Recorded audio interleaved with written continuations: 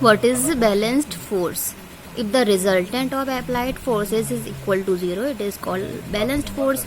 Means there are two type of force. I told you yesterday, balanced force and unbalanced force. And what is balanced force? When the resultant means जो हमने force apply किया है, okay, force apply करने के बाद जो हमारा result निकलता है वो equal to 0, मतलब 0 के equal होता है, means negligible होता है. force जो हमने लगाया negligible है, मतलब कोई change ही नहीं हुआ पोजीशन में, ऑब्जेक्ट की पोजीशन में.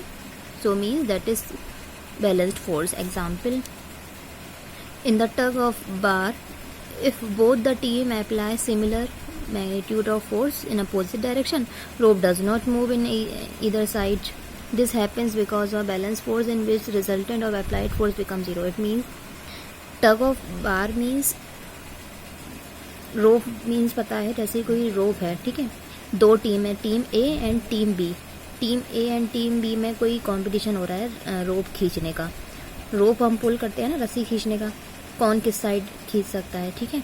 तो वो दोनों टीमें इक्वल फोर्स अप्लाई कर रही हैं. तो team A team B equal force apply कर रही हैं. जिस फोर्स से वो खींच रही है टीम ए, टीम बी भी उसी फोर्स से पुल कर रही है रोप को. ऐसे में क्या होगा ऐसे में क्या होगा कि फोर्स तो इक्वल अप्लाई हो रहा है, बट दोनों साइड फोर्स जब इक्वल होगा तो इसका रिजल्ट क्या निकला? रिजल्ट ये निकला कि जो रोप है वो किसी भी साइड मूव नहीं करेगी, ना इस साइड ना इस साइड. इट मीन्स जो आपका रिजल्टेंट है, रिजल्टेंट आपका 0 के इक्वल हुआ, नेग्लिजिबल. तो दिस इज द एग्जाम्पल. क्यों होता है ऐसा? This happens because resultant of applied force become 0 होता है, नेग्लिजिबल के equal. Okay. And balance force do not cause any change of state of any object. कोई भी ऑब्जेक्ट की स्टेट को चेंज नहीं कर सकता है. मीन्स जो ऑब्जेक्ट जैसा है एज इट वैसे ही रहता है. ओके. उसकी पोजीशन चेंज नहीं करता है ये. And balance force are equal in magnitude and opposite in direction. Balance force जो हम लगाते हैं तो उनका मैग्नीट्यूड जो होता है, मैग्नीट्यूड मीन्स रिजल्टेंट, जो रिजल्ट निकलता है वो इक्वल होता है, बट अपोजिट डायरेक्शन में अप्लाई होता है ये, ठीक है.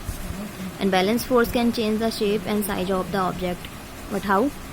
एग्जाम्पल, इफ़ कोई बलून है, बलून को मैंने दोनों साइड से पकड़ा हुआ है, दोनों हाथों से बलून को मैं दबा रही हूँ, मीन दोनों साइड से फोर्स इक्वल लग रहा है ना, तो क्या होता है, इससे बलून का शेप एंड साइज चेंज हो जाता है. Okay. That's why the balanced force can change the shape and size of the object. Okay. What is unbalanced force? Unbalanced force means unbalanced force is just opposite to the balanced force. If the resultant of applied force is greater than 0, then the force is called unbalanced force.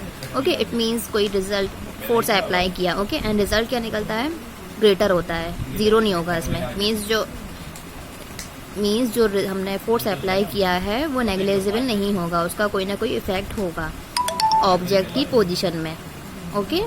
It means this is called unbalanced force. An object in rest can be moved because of applying unbalanced force.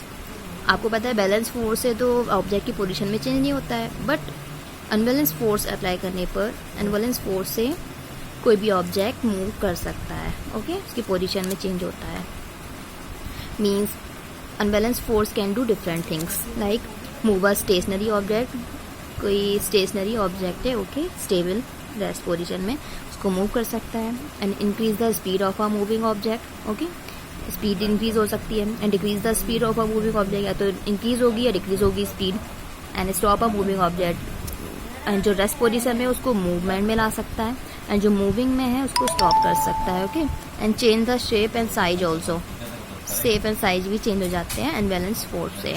Okay. तो this is the balance and unbalance force. Understood?